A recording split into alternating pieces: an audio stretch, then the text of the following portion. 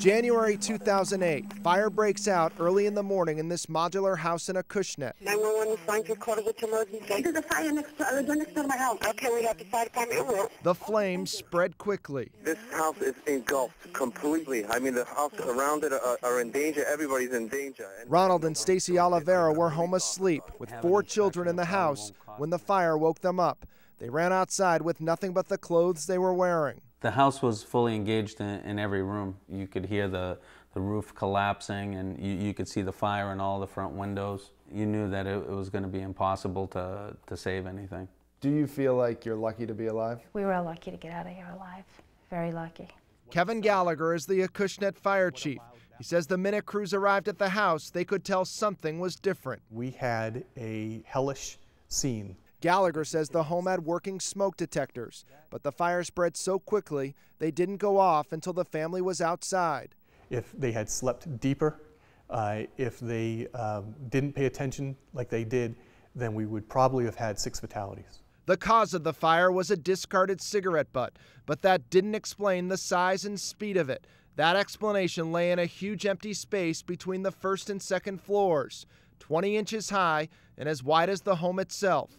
Firefighters call it a void space. When fire hits a void space, what happens? It travels, it spreads. We don't know where it is. That void space is a common feature of modular homes, which are built in pieces in a factory, then, as seen in this industry video, assembled at the homeowner's site.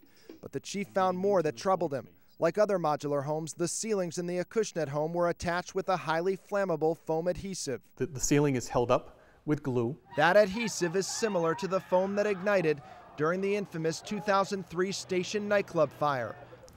The chief lit a sample taken from another modular home to show just how flammable it is. If it is ignited, it's going to burn fast, it's going to burn hot. That burning glue is another reason why Gallagher believes the fire consumed the Acushnet home so quickly. Once the fire gets into the void space and it destroys that glue, it's just going to drop the ceiling.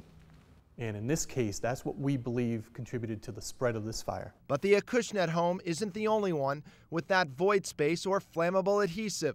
Almost all modular homes have them.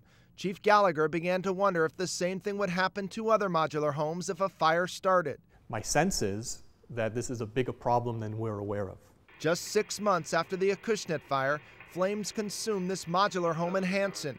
Gallagher began to push for changes to the state building code. Would you live in a modular home? Yes, I would. Thomas Gatsounis is the commissioner of the Massachusetts Department of Public Safety, which oversees the state's building codes. Massachusetts has one of the strongest building codes in the country when it comes to fire safety. So far, Gatsounis says Massachusetts has no plans on changing its building codes regarding modular homes.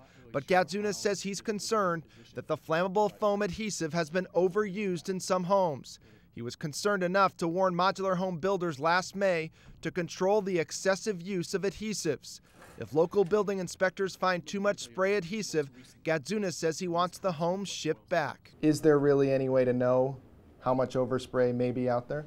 There is not, no.